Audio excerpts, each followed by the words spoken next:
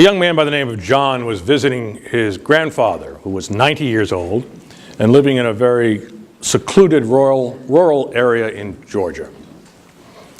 John arrived in the evening, and the next morning the grandfather cooked him a great breakfast of eggs and bacon and toast. John noticed a little film-like substance on the plate, and he said to his grandfather, "Are these clean?"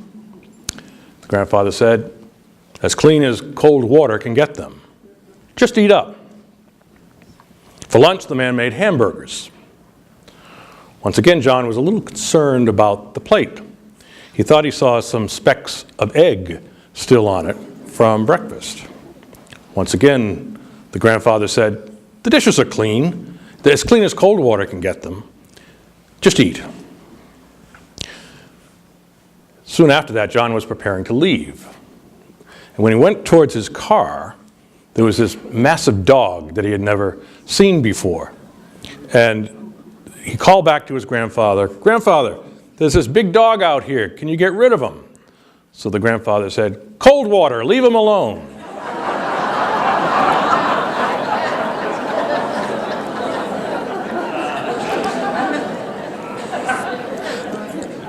The humor, of course, is the misunderstanding of the words. And while it's not humorous, in this well-known story of the Samaritan woman at the well, we have a misunderstanding of the meaning of the word water. She is talking at the physical level of the water in the well. But Jesus is talking on another level altogether about the living water that he can give. We hear this reading in Lent, and coupled with the Old Testament reading about Moses striking water from the rock, the invitation we have is to focus on the waters of baptism, which flow at Easter in a special way. People who are, especially adults who are to be baptized, are baptized at the Easter Vigil. Then all of us, at whatever Mass we participate in, will renew our own baptismal promises and be sprinkled with water. Water gives life. We really shrivel up and die without it. We have so much water readily available that we sometimes fail to realize its importance or even its power.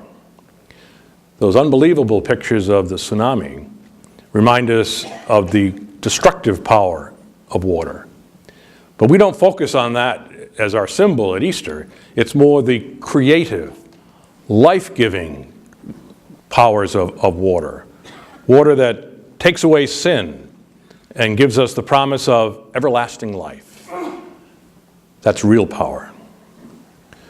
The gift of water is really meant to bring us to a deeper appreciation of who we are without the presence of Christ, and to see how we might have begun to dry up or die. And Lent urges us to take an honest look at that and to see how it is that we need the gift of water, the gift of life. We might ask, is my personal prayer life parched? Or what about my enthusiasm for the gospel's message of hope and joy?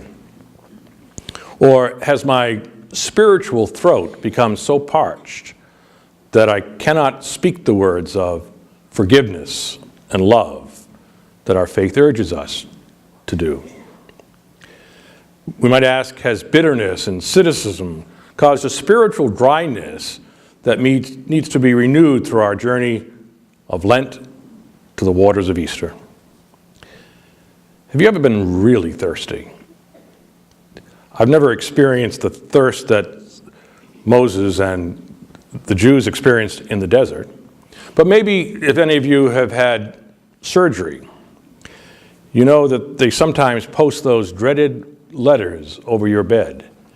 NPO, nothing by mouth.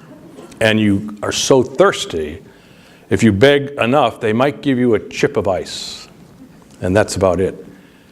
In a spiritual sense, a thirst for God, this hunger for God, is itself a gift from God.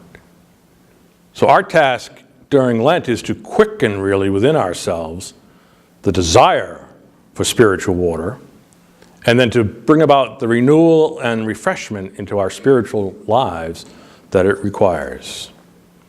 We can pray along with the woman at the well, Lord, give me this water so I may not thirst again.